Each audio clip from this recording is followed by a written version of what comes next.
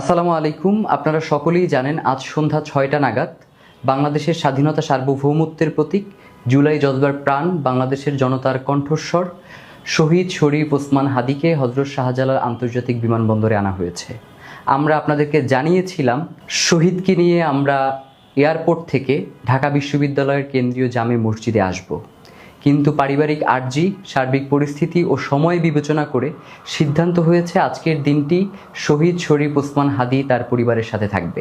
আপনারা দেখেছেন ওসমান হাদি গুলিবিদ্ধ হওয়ার পর থেকেই বেশ কিছু কুচক্রী মহল তারা পুরো দেশব্যাপী ষড়যন্ত্র করার চেষ্টা করছে, স্যাবোটেজ করছে, এবং একই সাথে দেশি বিদেশি ষড়যন্ত্রকারীরা তারা চেষ্টা করছে বাংলাদেশের জনগণের এই যে স্বতঃস্ফূর্ত অংশগ্রহণ এটাকে যাতে কোনোভাবেই প্রতিষ্ঠা হতে না দেয়া যায় এবং এই যে জনগণের যে ইনসাফের লড়াই সেটাকে স্তিমিত করে দেয়া যায় তার লক্ষ্যে তারা আপ্রাণ চেষ্টা চালিয়ে যাচ্ছে।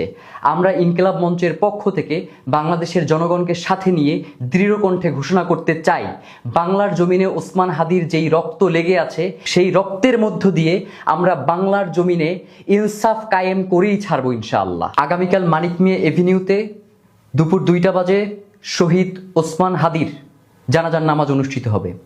আপনাদের সবাইকে, বাংলাদেশের স্বাধীনতাকামী জনতাকে শহীদ শরীফ ওসমান হাদির জানাজায় অংশগ্রহণ করবার জন্য আমরা অনুরোধ করছি এবং একই সাথে আমরা ঘোষণা করতে চাই জানাজার পূর্বে আমরা ইনকিলাব মঞ্চ এবং তার পরিবারের পক্ষ থেকে আপনাদেরকে শহীদ ওসমান হাদির রক্তের বদলা আমরা কিভাবে আদায় করে নিব তার পরিষ্কার বিবৃতি আপনাদের সামনে উপস্থাপন করব।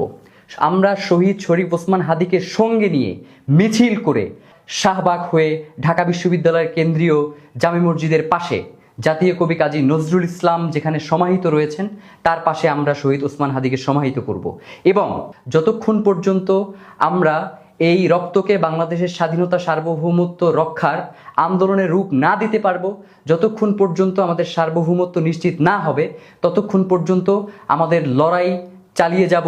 বাংলাদেশ জিন্দাবাদ, ইনকিলাব জিন্দাবাদ।